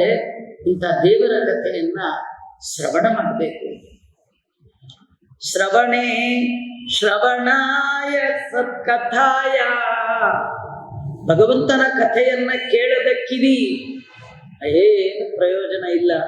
ದೇವರ ಕಥೆ ಕೇಳಬೇಕು. ಇದಕ್ಕೆ ಶ್ರವಣ ಅಂತ ಕರೀತಾರೆ. ಆಯ್ತಾ? ಹಾಗೆ ಆಗ್ಲಿ, ದೇವರ ಕಥೆ ಕೇಳೋಣ. ಎಷ್ಟು ದಿನ ಕೇಳಬೇಕು, ಎಲ್ಲಿವರೆಗೂ ಕೇಳಬೇಕು, ಇದು ಎಂಡ್ ಇದೆಯಾ ಅಂದ್ರೆ ಇದೆ. ಎಲ್ಲಿವರೆಗೂ ಕೇಳಬೇಕಂದ್ರೆ, ಯಾವಾಗ ನಿಮ್ಮ ಅರಿವಿಗೆ ಬಾರದೆ ನಿಮ್ಮ ಬಾಯಲ್ಲಿ ದೇವರ ನಾಮ ಸಂಕೀರ್ತನೆ ನಿರಂತರವಾಗಿ ಬರ್ತಾ ಇರುತ್ತೋ ಅಲ್ಲಿವರೆಗೂ ಕೇಳಿ. ನಾನು ಹೇಳಿದ ಈ ಮಾತು ನಿಮಗೆ ಅಷ್ಟು ಈಸಿ ಅರ್ಥ ಆಗಲ್ಲ. ಅರ್ಥ ಆಗಿರುತ್ತೆ. ನಿಮ್ಗೆ ಅರ್ಥ ಆಗ್ಲಿಕ್ಕೆ ನಾನು ಬೇರೆ ಒಂದು ಉದಾಹರಣೆ ಕೊಡ್ತೀನಿ. ಪಕ್ಕ ಅರ್ಥ ಆಗ್ಬಿಡುತ್ತೆ. ಈ ಕೆಲವರು ಅಡುಗೆ ಮನೆಗೆ ಹೋದ್ರು ಒಂದೇ ಹಾಡು ಹೇಳ್ತಿರ್ತಾರೆ, ಬಚ್ಚಲ್ ಮನೆಗೆ ಹೋದ್ರು ಹಾಡು ಹೇಳ್ತಾರೆ. ಯಾಕೆಂದ್ರೆ ಟಿವಿಲಿ ನೋಡಿದ್ರು ಅದೇ ಹಾಡೆ, ಮೈಕಲ್ಲಿ ನೋಡಿದ್ರು ಅದೇ, ಗಣಪತಿ ಉತ್ಸವ ಬಂದ್ರು ಅದೇ ಹಾಡೆ. ಅದು ಕೇಳಿ ಕೇಳಿ ಕೇಳಿ ಕೇಳಿ ಕೇಳಿ ಅಲ್ವಾ. ಈ ಟಿವಿ ಸೀರಿಯಲ್ಗಳಲ್ಲಿ ಎಲ್ಲ ಸಣ್ಣ ಸಣ್ಣ ಹುಡುಗರು ಎಷ್ಟೆಷ್ಟು ದೊಡ್ಡ ದೊಡ್ಡ ಹಾಡು ಅದು ಹೇಗೆ ಹೇಳ್ತಾರ್ರಿ, ಅವೇನು ಗಟ್ಟು ಮಾಡ್ಕೊಂಡು ಕೂತಿರ್ತಾರ? ಇಲ್ಲ, ಕೇಳಿ ಕೇಳಿ ಕೇಳಿ ಕೇಳಿ ಕೇಳಿ ಬಂದ. ನಿಮಗೂ ಹಾಗೆ ಎಲ್ಲಿ ತನಕ ದೇವರ ನಾಮ ನಿಮ್ಮ ಅರಿವಿಗೆ ಬಾರದ ಹಾಗೆ ಮಕ್ಕಳಾಡಿಸುವಾಗ ಮಡದಿಯೊಳಕ್ಕರದೆ ನಲಿವಾಗ ಹಯ ಗಜ ಪಲ್ಲಕ್ಕಿ ಮೊದಲಾದ ವಾಹನಗಳ ಏರಿ ಮೆರೆವಾಗ ಬಿಕ್ಕುವಾಗ ಆಕಳಿಸುತ್ತಲಿ ದೇವಕಿ ತನಯನ ನಾಮ ನಿಮ್ಮ ಬಾಯಿಗೆ ಬರೋದಾದ್ರೆ ಅವತ್ತು ಕೇಳೋದನ್ನ ನಿಲ್ಲಿಸು. ಎಲ್ಲ ಕಾರ್ಯ ಮಾಡುವಾಗ ಭಗವಂತನ ನಾಮ ಸಂಕೀರ್ತನೆ ಅವ್ಯಾಹತವಾಗಿ ನಿಮ್ಮ ನಾಲಿಗೆಯಿಂದ ಬರ್ತಾ ಇದೆ ಅಂದ್ರೆ ಅವತ್ತು ಶ್ರವಣ ನಿಲ್ಲಿಸು. ಶ್ರವಣ ನಂತರದ ಹಂತ ಕೀರ್ತನ. ವಿಷ್ಣೋ ಶ್ರವಣಂ, ವಿಷ್ಣು ಕೀರ್ತನಂ, ವಿಷ್ಣೋರ್ ವಂದನಂ, ವಿಷ್ಣೋರರ್ಚನಂ. ಎಲ್ಲ ಆ ಭಗವಂತನ ಗುರುತೇ ಆಗಬೇಕು. ಆತನ ಪಾಡುವೆ ಅನವರತ, ಅವನನ್ನೇ ಕುರಿತು ಹೇಳಬೇಕು, ಅವನನ್ನೇ ಕುರಿತು ಕೇಳಬೇಕು. ನೋಡಿ, ನಾನು ಹೇಳಬೇಕಾದ್ರೆ ನನಗೆ ನಿಮ್ಮ ಅವಶ್ಯಕತೆ ಇದೆ, ಕೇಳೋರ ಅವಶ್ಯಕತೆ ಇದೆ. ಕೇಳೋರಿಲ್ಲ ಅಂದ್ರೆ ಹೇಳೋರ ಕೆಲಸ ಇಲ್ಲ ಅಲ್ವಾ. ಯಾರಾದ್ರೂ ರಾಯರ ಸನ್ನಿಧಾನ ಇಲ್ಲಿ ಯಾರು ಬೇಕಿಲ್ಲ, ಇವರೊಬ್ರು ಕೂತಿದ್ರೆ ಕೋಟಿ ಕೋಟಿ ಜ್ಞಾನಿಗಳು ಕೂತಾರೆ, ಇವ್ರ ಮುಂದೆ ಒಪ್ಪಿಸ್ಬಿಟ್ರೆ ಅದು ಪುರಾಣ ಅಲ್ಲ, ಪಾರಾಯಣ ಆಗುತ್ತೆ. ಅದೇ ನೀವು ನಿಮ್ಮನೇಲಿ ಪ್ರವಚನ ಮಾಡುವಂತ ನನ್ ಕರೆದಾಗ, ಆಚಾರ್ಯ ನೀವು ಪ್ರವಚನಕ್ಕೆ ಬರಬೇಕು, ನಮ್ಮನೇಲಿ ಯಾರು ಇರಲ್ಲ, ಕೀ ಹಾಕಿ ಪಕ್ಕದ ಮನೆಗೆ ಕೊಟ್ಟಿರ್ತೀವಿ, ನೀವೇ ಬೀಗ ತೆಗೆದು ನೀವೇ ಪ್ರವಚನ ಮಾಡಿ ಬೀಗ ಹಾಕಿ ಅವ್ರು ಕೊಟ್ಟು ಹೋಗ್ಬಿಡಿ ಅಂದ್ರೆ ಆಗತ್ತ? ಯಾರು ಕೇಳಕ್ ಬೇಕಲ್ರಿ, ಇಬ್ಬರಾರು ಕೊಡ್ಬೇಕಲ್ರಿ. ಹಾಗಾದ್ರೆ ಶ್ರವಣಕ್ಕೆ ನಾನು ಹೇಳಬೇಕಂತ ಆದ್ರೆ ಕೇಳೋರ್ದು, ಕೇಳೋರ್ಗೆ ಹೇಳೋರ್ದು, ಒಬ್ರಿಗೊಬ್ರಿಗೆ ಬೇಕು. ಒಬ್ರಿಂದ ಇದ್ರು ಒಂದ್ ಕೆಲಸ ಆಗಲ್ಲ. ಆದ್ರೆ ಸ್ಮರಣೆ ಮೂರನೇ ಹಂತ. ಯಾರು ಹೇಳೋರಿಲ್ಲ, ಕೇಳೋರು. ಅವಾಗ ಏನ್ ಮಾಡ್ಬೇಕು? ಸ್ಮರಣಂ. ಆ ಭಗವಂತನ ಕೇಳಿದ ಕಥೆಯನ್ನ ನಿರಂತರ ಸ್ಮರಣೆ ಮಾಡ್ಲಿಕ್ಕೆ ಯಾರು ಬೇಡ. ಭಾಗವತದಲ್ಲಿ ವರ್ಣಿತವಾದ ಭಗವಂತನ ರೂಪದ ಚಿಂತನೆ ಮಾಡ್ಲಿಕ್ಕೆ ಯಾರು ನಡ್ಡಿ ದೇವರ ಮನೆಯಲ್ಲಿ ಕೂತು ನಂಬಾಡಿ ನಾವು ಆ ಭಗವಂತನ ಆ ಸ್ಮರಣೆ, ಪಾದ ಸೇವಾ, ಆ ಭಗವಂತನ ಪಾದ ಸೇವಾ, ಅರ್ಚನೆ, ಅವನಿಗೆ ನಮಸ್ಕಾರ, ಅವನಲ್ಲಿ ದಾಸ್ಯ ಭಾವ. ಹರಿಮುಕುಂದನು ನೀನು ನರಜನ್ಮ ಹುಳ ಏತರವ ನಾನೆಯ ನಿನ್ನ ಮುಂದೆ. ಭಗವಂತನಿಗೆ ನಾನು ಸಮನೂ ಅಲ್ಲ, ಭಗವಂತನಿಗಿಂತಲೂ ಅಧಿಕನಲ್ಲ, ನಾನು ಅವನ ದಾಸ ಅನ್ನುವ ದಾಸ್ಯ ಭಾವ. ದೇವರಲ್ಲಿ ದಾಸ್ಯ ಭಾವ. ಇನ್ನೂ ಮುಂದಕ್ಕೆ ಹೋಗಿ ಇನ್ನೊಂದು ಸಖ್ಯಂ. ನಮ್ಮೆಲ್ಲರಿಗೆ ಆತ್ಯಂತಿಕ ಹತ್ತಿರದ ಗೆಳೆಯ ದೇವರು ಅಂತ ಉಪಾಸನೆ ಮಾಡಬೇಕು. ದೇವರಲ್ಲಿ ಭಕ್ತಿ ಮಾಡುವವ ದೇವರನ್ನ ಗೆಳೆಯ ಅಂತ ತಿಳಿದಿರ್ತಾನೆ. ಇನ್ನು 9ನೇದು, ತನ್ನ ಸರ್ವಸ್ವವನ್ನು ತಾನು ಯಾವುದನ್ನ ಜೀವನದಲ್ಲಿ ಇದು ನಂದು ಅಂತ ಅನ್ಕೊಂಡಿದ್ದಾನೆ ಅದೆಲ್ಲವನ್ನೂ ದೇವರಿಗೆ ಅರ್ಪಣೆ ಮಾಡ್ತಾನೆ. ಸರ್ವ ಸಮರ್ಪಣೆಯೇ ಸದುಪಾಯ. ದೇವರನ್ನ ಹೊಂದುವ ದೊಡ್ಡ ಉಪಾಯ ಅಂದ್ರೆ ಮತ್ಯಾವುದಲ್ಲ. ನೀವು ಯಾವುದನ್ನ ನಂದು ನಂದು ಅಂದ್ಕೊಂಡಿದ್ದೀರಿ, ನನ್ನ ಮನೆ, ನನ್ನ ಮಕ್ಕಳು, ನನ್ನ ಮನೆ, ನನ್ನ ಹೆಂಡತಿ, ನಮ್ಮವರು, ನನ್ನ ದೇಹ, ಇದು ನಂದು ಅದೆಲ್ಲವನ್ನು ದೇವರಿಗೆ ಅರ್ಪಣೆ ಮಾಡಬೇಕು. ಮೈ ಮಾತು ಮನಸ್ಸುಗಳಿಂದ ಏನೆಲ್ಲ ಸಂಪಾದನೆ ಮಾಡಿದ್ದಾನೆ ಎಲ್ಲವನ್ನು ಕಾಯೇನ ವಾಚ ಮನಸ್ಸೇಂದ್ರಿಯೈವ ಬುದ್ಧ್ಯಾತ್ಮನಾವ ಸ್ಮೃತಸ್ವಭಾವ ಕರೋಮಿ ಯದ್ಯತ್ ಸಕಲಂ ಪರಸ್ಮೈ ನಾರಾಯಣಾಯ ಸಮರ್ಪಯಿಸುತ್ತದೆ. ಆ ಭಗವಂತನಿಗೆ ಅರ್ಪಣೆ ಮಾಡ್ತಾರೆ. ಇದು ಆತ್ಮನಿವೇದನ. ಇದನ್ನು ದಾಸರು ತನು ನಿನ್ನದು ಜೀವನ ನಿನ್ನದು, ಅನುದಿನದಲ್ಲಿ ಬಾಬು ಸುಖ ದುಃಖ ಎಲ್ಲ ನಿನ್ನದಯ್ಯ. ಇನ್ನೂ ದಾಸರು ಅಂತಾರೆ ನಂದೇನದು ಸ್ವಾಮಿ ನಿಂದೇ ಇದೆಲ್ಲ.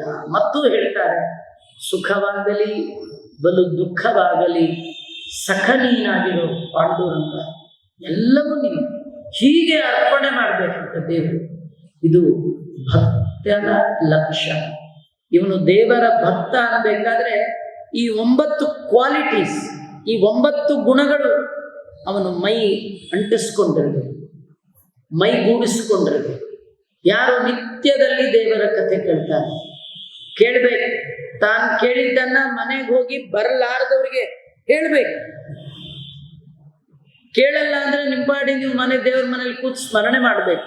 ನಿತ್ಯದಲ್ಲಿ ಬಿಡದೆ ದೇವರಿಗೆ ಅರ್ಚನೆ ಮಾಡಬೇಕು. ವಿಷ್ಣು ಸಹಸ್ರನಾಮ ಪಾರಾಯಣ ಮಾಡಬೇಕು. ದೇವರಲ್ಲಿ ದಾಸ್ಯ ಮಾಡಬೇಕು, ದೇವರಲ್ಲಿ ಸಖ್ಯ ಮಾಡಬೇಕು. ತನ್ನ ಸರ್ವಸ್ವವನ್ನು ಭಗವಂತನಿಗೆ ಅರ್ಪಣೆ ಮಾಡಬೇಕು. ಇದು ನಾನು ಚೆನ್ನಾಗಿ ತಿಳಿದದ್ದು ಅಂತ ಅಪ್ಪನಿಗೆ ಮಗ ಪ್ರಹ್ಲಾದ ಮಹಾರಾಜರು ಹೇಳ್ತಾ ಇದ್ದಾರೆ. ನಿಶಮ್ಯ ತತ್ಸುತೋ ವಚೋ ಹಿರಣ್ಯಕಶಿಪುಸ್ತದಾ ಗುರುಪುತ್ರಮುವಾಚೇದಂ ವೃಷಾ ಪ್ರಸ್ಫುರಿತಾದರ. ಮಗನ ಮಾತು ಕೇಳಿದಂತಹ ಅವರಪ್ಪ ಹಿರಣ್ಯಕಶ್ಯಪನಿಗೆ ಕೆಟ್ಟ ಸಿಟ್ಟು ಬಂತಂತ್ರಿ. ಬಹಳ ಸಿಟ್ಟಿನಿಂದ ಗುರುಪುತ್ರರಾದ ಷಂಡಾಮರ್ಕರನ್ನ ಕರೆದು ಕೇಳ್ತಾ ಇದ್ದಾನೆ. ಅಸಾನಂ ಗ್ರಾಹಿತೋ ಬಾಲಃ, ಏನೇನೋ ಹೇಳ್ತಾ ಇದ್ದಾನೆ ಇವನು. ಈ ಒಂದು ಊಟ ಕೊಡುವಂಥದ್ದಲ್ಲ, ಕೆಲ್ಸಕ್ಕೆ ಬಾರದ್ದೆಲ್ಲ ಕಲ್ತಿದ್ದಾನೆ. ಏನೋ ದೇವರಂತಾನೆ, ಏನೋ ಭಕ್ತಿ ಅಂತಾನೆ. ಇದೆಲ್ಲ ಏನು, ಯಾರು ಹೇಳ್ಕೊಟ್ಟಿದ್ದು? ವಿಪಕ್ಷಂ ಶ್ರಯತ ಸತ, ನನಗಾಗದೇ ಇದ್ದವ, ನಮ್ಮ ಶತ್ರು ಪಕ್ಷದವರು ಆ ವಿಷ್ಣು ಭಕ್ತಿಯನ್ನ ಯಾರೋ ಕಲಿಸಿದ್ದಾರೆ. ಇದೆಲ್ಲ ಉಪದೇಶ ಮಾಡಿದ್ದೆ. ನಿಮಗೆ ಸರಿಯಾದ ಬುದ್ಧಿ ಕಲಿಸ್ತೇನೆ ಅಂತ ರಾಜ ಜೋರು ಮಾಡಿದ. ಆ ಗುರುಗಳು ಗಡ ಗಡ ಗಡ ನಡಗು ಬಿಟ್ಟರು. ಅವರಂತ ಇದ್ದಾರೆ, ನಮತ್ಪ್ರಣೀತಂ ನಪರ ಪ್ರಣೀತಂ ಸುತೋವದತ್ಯೇಷ ತವೇಂದ್ರ ಶತ್ರೋ ಇಂದ್ರ ಶತ್ರೋ. ಹಿರಣ್ಯಕಶ್ಯಪ, ನಿನ್ನ ಮಗ ಹೇಳ್ತಾ ಇದ್ದಾನಲ್ಲ, ಇದು ನಾವು ಹೇಳ್ಕೊಟ್ಟಿಲ್ಲ. ಈ ತರ ಹೇಳ್ಕೊಡೋರು ಯಾರು ನಮ್ಮ ಶಾಲೆಯಲ್ಲಿ ಇಲ್ಲ, ನಮಗೂ ಗೊತ್ತಿಲ್ಲ, ನಮ್ಮವ್ರು ಯಾರಿಗೂ ಗೊತ್ತಿಲ್ಲ. ನಿನ್ನ ಮಗ ಆಡುವ ಎಲ್ಲ ಮಾತುಗಳು ಅವನಿಗೆ ಹುಟ್ಟು ಗುಣವಾಗಿ ಬಂದಿದೆ. ನೈಸರ್ಗಿಕೀಯಂ ಅತಿರಸ್ಯ ರಾಜಂ. ಅದನ್ನು ಯಾರು ಚೇಂಜ್ ಮಾಡ್ಲಿಕ್ಕೆ ಆಗಲ್ಲಪ್ಪ. ನಮ್ಮೇ ಯಾಕೆ ಸಿಟ್ಟು ಮಾಡ್ಕೊಳ್ತೀಯ? ನಿನ್ ಮಗ ಹುಟ್ಟಿನ ಒಟ್ಟಿಗೆ ಬಂದ ಗುಣ ಇದು ಅಂತ ಹೇಳಿದ್ರು. ಮತ್ತೆ ಕರ್ಕೊಂಡು ಹೋದ್ರು. ಜೋರು ಮಾಡಿ ಕೇಳ್ತಾ ಇದ್ದಾರೆ, ಪ್ರಹ್ಲಾದ, ನೀ ಪ್ರತಿ ಬಾರಿ ಹೋದಾಗ ನಮ್ಮ ಮರ್ಯಾದೆ ಕಳೀತಾ ಇದೀಯಾ, ಯಾಕೆ ನಿನಗೆ ಈ ಬುದ್ಧಿ? ಪ್ರಹ್ಲಾದ ಹೇಳ್ತಾ ಇದ್ದಾನೆ, ಯಾರು ಯಾವಾಗಲೂ ಕಾಮ್ಯ ಕರ್ಮದಲ್ಲಿ ನಿರತರಾಗಿರ್ತಾರೆ, ಇಂದ್ರಿಯ ನಿಗ್ರಹವನ್ನ ಮಾಡಿಕೊಳ್ಳಲ್ಲ, ಅವರೆಲ್ಲ ನರಕಾದಿ ಅನರ್ಥವನ್ನ ಹೊಂತಾರೆ. ಅವರಿಗೆ ಇಹದಲ್ಲಿ ಸುಖ ಇಲ್ಲ. ಇದರ್ಥ ದೇವರನ್ನು ಬಿಟ್ಟವರಿಗೆ ಇಲ್ಲಿಯೂ ಸುಖ ಇಲ್ಲ, ಅಲ್ಲಿಯೂ ಸುಖ ಇಲ್ಲ. ಇಲ್ಲಿರಲಾರೆ, ಅಲ್ಲಿಗೆ ಹೋಗಲ್ಲ. ಇಲ್ಲಿದ್ರೆ ಶನಿ ಕಾಟ, ಸತ್ರೆ ಯಮನ್ ಕಾಟ. ಒಟ್ಟು ಇಲ್ಲಿರೋಕ್ಕಾಗಲ್ಲ, ಹೋಗುತ್ತ ಆದಂತ ಗೋಬಿ ವಿಷದಂತ ಮಿಶ್ರಂ. ಮೇಲಿಂದ ಮೇಲೆ ಮತ್ತೆ ಮತ್ತೆ ಭಗವಂತನಲ್ಲಿ ದ್ವೇಷ ಮಾಡಿ ಕಟ್ಟ ಕಡೆಯದಾಗಿ ಮರಳಿ ಬಾರದ ನಿತ್ಯ ನರಕವನ್ನೇ ಕುರಿತು ಹೋಗ್ತಾರೆ. ಅಂಥವರಿಗೆ ಸ್ವತಃ ಆಗಲಿ ಇನ್ನೊಬ್ಬರ ಉಪದೇಶದಿಂದಾಗಲಿ ದೇವರಲ್ಲಿ ಭಕ್ತಿ ಬರೋಲ್ಲ. ವ್ಯಾಟ್ಟ ಪುರಾಣ ಕೇಳಿ ಏನೇ ಮಾಡಿ ಭಗವಂತನಲ್ಲಿ ಭಕ್ತಿ ಬರಬೇಕು ಅಂದ್ರೆ ಸ್ವಭಾವದಲ್ಲಿ ಇರಬೇಕು. ಇಲ್ಲದ್ದು ಏನು ಮಾಡಿದ್ರು ಬರಲ್ಲ. ನಿಮ್ಮಂಥವ್ರಿಗೆ ಅದು ಗೊತ್ತಾಗೋಲ್ಲ. ನೈಷಾನ್ಮತಿ ತಾವದು ಕ್ರಮಾಂಗ್ರಿ, ಅತ್ಯಂತ ಪರಾಕ್ರಮಶಾಲಿಯಾದ ಭಗವಂತನ ಪಾದಾರವಿಂದದಲ್ಲಿ ಸದ್ಬುದ್ಧಿ ಯಾರಿಗಾದ್ರೂ ಬರಬೇಕಂತಾದ್ರೆ ಮಹೀಯಸಾಂ ಪಾದರಜೋಭಿಷೇಕಂ ನಿಷ್ಕಿಂಚನಾಂ ನವರ್ಣೀತ ಯಾವತು. ಸರ್ವಸ್ವವನ್ನು ಭಗವಂತನಲ್ಲಿ ಅರ್ಪಣೆ ಮಾಡಿದ ಭಗವಂತನ ಭಕ್ತರ ಪಾದದ ಧೂಳಿನಲ್ಲಿ ಸ್ನಾನ ಮಾಡುವ ತನಕ ಅವ್ರ ಬುದ್ಧಿ ದೇವರ ಕಡೆ ಹೋಗೋಲ್ಲ. ಯಾಕೆ ನಾವು ರಾಯರ ಹತ್ರ ಬರಬೇಕು? ಯಾಕೆ ಅವ್ರಿಗೆ ಪ್ರದಕ್ಷಿಣೆ ಮಾಡಬೇಕು?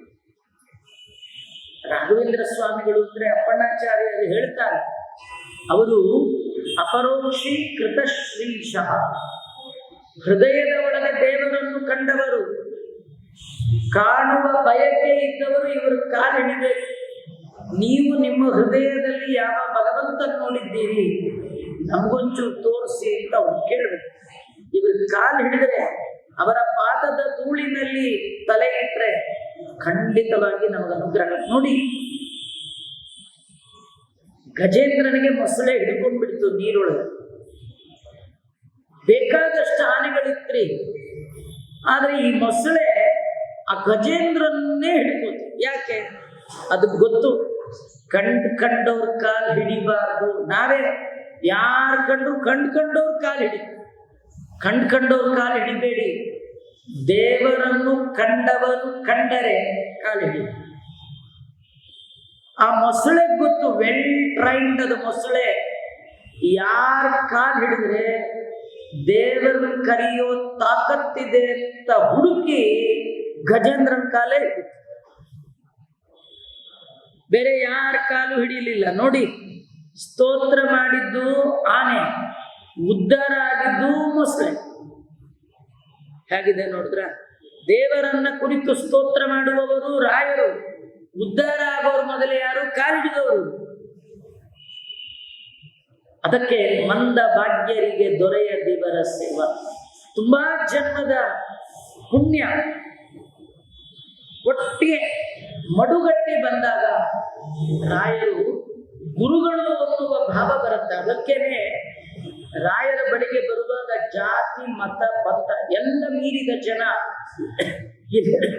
ಇಲ್ಲಿ ಯಾಕೆ ಬರ್ತಾರೆ ಅಂದ್ರೆ ಅದು ಒಂದು ಜನ್ಮದ ಸಾಧನೆ ಅಲ್ಲ.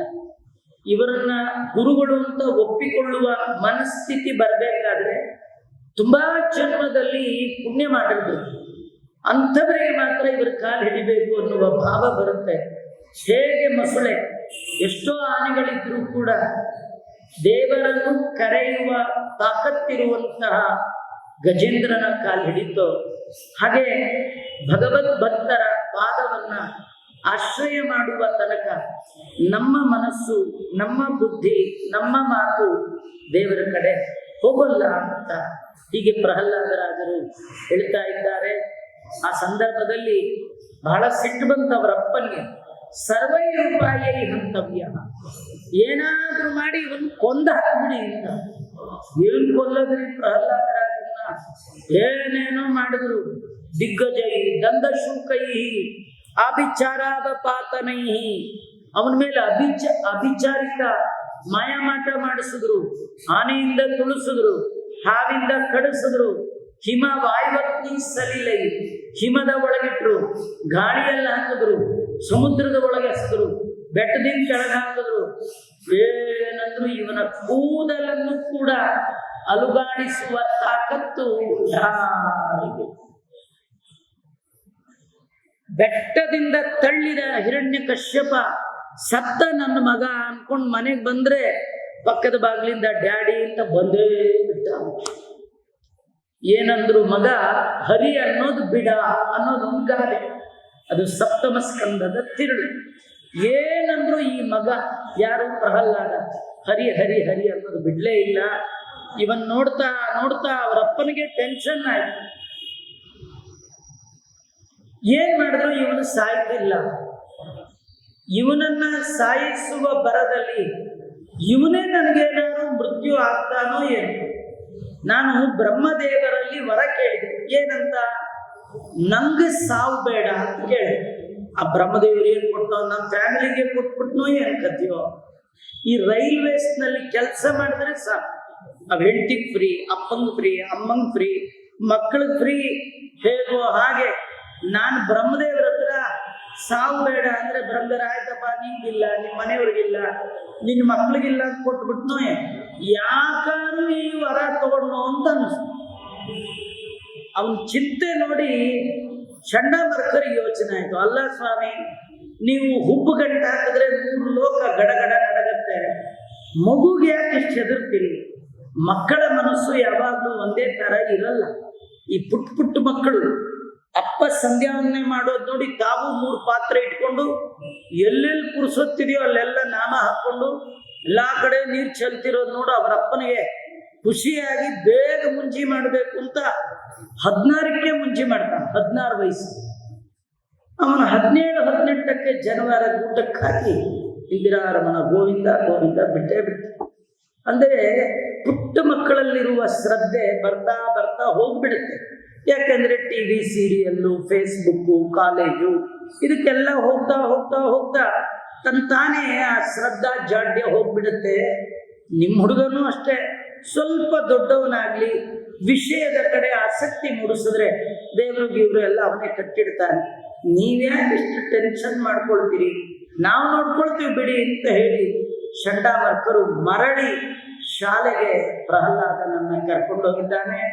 ಶಾಲೆಯಲ್ಲೇ ಪ್ರಹ್ಲಾದ ರಾಜರು ದೈತ್ಯ ಬಾಲಕರಿಗೆ ಅದ್ಭುತವಾದ ಭಾಗವತದ ಸಂದೇಶವನ್ನು ಕೊಟ್ಟಿದ್ದಾರೆ. ನಾವು ರಾಯರಲ್ಲಿ ಕೇಳಿದ್ವಿ, ಸ್ವಾಮಿ ನೀವು ದೈತ್ಯರಿಗೆ ಉಪದೇಶ ಕೊಡ್ತೀರಂತೆ, ನಾವೇನು ದೈತ್ಯರೇ? ನಾವು ನಿಮ್ಮ ಭಕ್ತರು, ನಮಗೂ ಒಂಚೂರು ದಿಯೋ ಯೋನ ಪ್ರಚೋದಯ, ಬುದ್ಧಿ ಕೊಡಿ, ಜ್ಞಾನ ಕೊಡಿ, ದೇವರಲ್ಲಿ ಭಕ್ತಿ ಕೊಡಿ, ದೇವರನ್ನು ಬಿಟ್ಟು ಉಳಿದೆಲ್ಲ ಪದಾರ್ಥಗಳಲ್ಲಿ ವೈರಾಗ್ಯ ಕೊಡಿ ಅಂತ ಕೇಳುತ್ತಾ ಈ ಕಥೆಗೆ ನಾಳೆ ಇದರ ಮಂಗಳ ಕೊಡೋಣ ಅಂತ ಹೇಳ್ತಾರೆ. ಶ್ರೀಕೃಷ್ಣ ಸರ್ವೇಂದ್ರಿಯ ಪ್ರೇರಕೇಣ ಶ್ರೀ ಪ್ರಾಣಪತಿನಿಯುಕ್ತಃ ಯದವೋಚ ಮಹಂತೇನ ಪ್ರಿಯತಾಂ ಕಮಲಾಲಯ ದ್ವೇಷಾರ್ಪಣಮಸ್ತು.